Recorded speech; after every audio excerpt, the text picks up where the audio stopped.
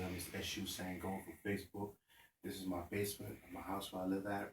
This is one of my temples that I call, this is my Manaso that I call Moti Tita Congo. This is where, my EGUNS and my Palo EGUNS at. All this space right here, I rent this out for scratching, Palo ceremonies. It takes place right here in my basement. So I'm just advertising this right here for those who may be interested. It's only $250. Now I'm going to talk about EGUNS because I promised a lot of people that I will show people how to set up an ancestral altar, right? Now, the first thing we'll do, remember, this is the ifun that I was telling you about, right? Now, if you're at the corner of the wall, right, what you would do is,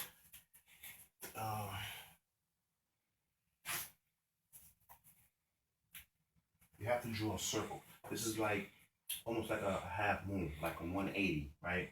And within this circle right here, you would draw 9 lines, 9 strokes.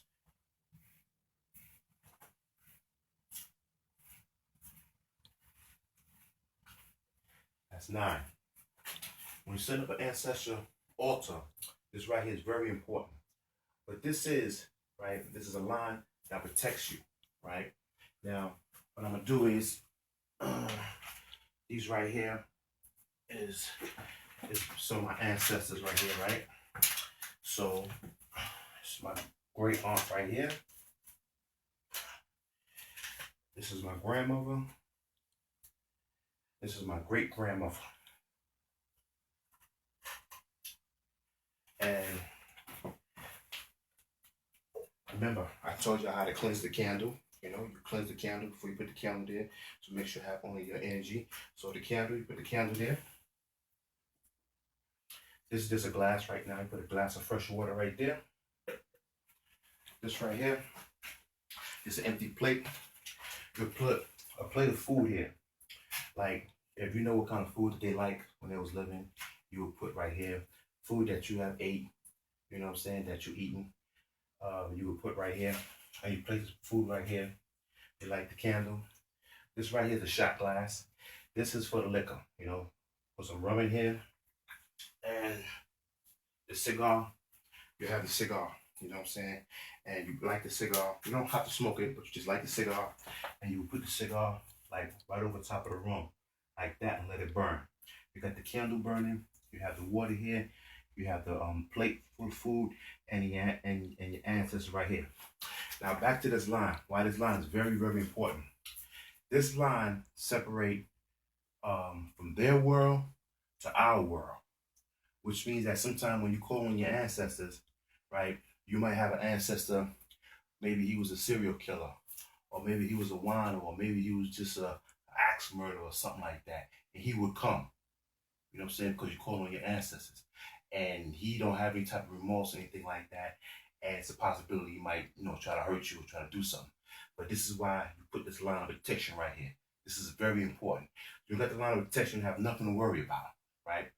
And that's the most important part. Now this right here is my EGUNS stick, right?